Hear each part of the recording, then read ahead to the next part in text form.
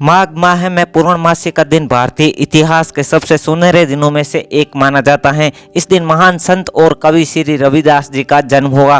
गुरु रविदास जी के जन्म की ठोस जानकारी उपलब्ध नहीं है, लेकिन जानकारों के मुताबिक उनका जन्म 15वीं शताब्दी में भारत के उत्तर प्रदेश के काशी बनारस में हुआ था। रविदास जी चर्मकार कुल से होने के कारण वे जूते बनाते थे। ऐसा करने में उन्हें बहुत खुशी मिलती और वे पूरी लगन तथा परिश्रम से अपना कार्य करते थे। उनका जन्म ऐसे समय में हुआ था जब उत्तर भारत के कुछ क्षेत्रों में मुगलों का शासन था। चारों ओर अत्याचार, गरीबी, भ्रष्टाचार व अशिक्षा का बोलाबाल था। उस समय मुस्लिम शासकों द्वारा प्रयास किया जाता था कि अधिकांश हिंदुओं को मुस्लिम बनाया जाए।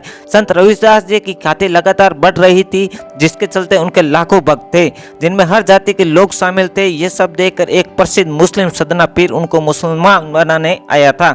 उनका सोचना था कि यदि रविदास जी मुसलमान बन जाते हैं तो उनके लाखों भक्त भी मुस्लिम हो जाएंगे। ऐसा सोचकर उन पर हर प्रकार से दबाव बनाया गया।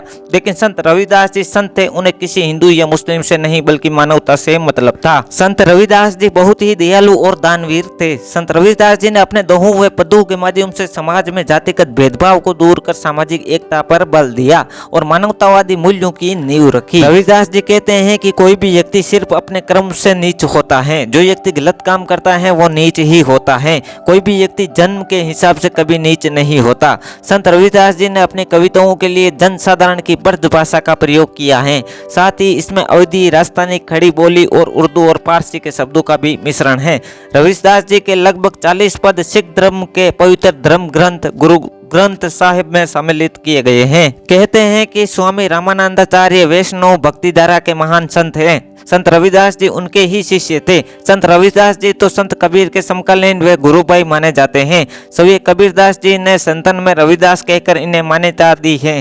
राजस्थान की कृष्ण भक्त मीराबाई उनकी शिष्य थी। ये भी कहा जाता है कि चित्तौड़ के राणा सांगा की पत्नी जाली रानी उनकी शिष्य बनी थी। वहीं चित्तौड़ में संत रविदास जी की छतरी भी बनी हुई है। वाराणसी में उन्होंने 1540 ईस्वी में उन्होंने देह छोड़ दी थी। संत रविदास जी की ईश्वर में असीम आस्था थी। उन्होंने समाज कल्याण के लिए कई आध्यात्मिक और सामाजिक संदेश दिए थे। हर साल माघ पूर्णिमा के दिन संत रविदास जी का जन्मदिन मनाया जाता है।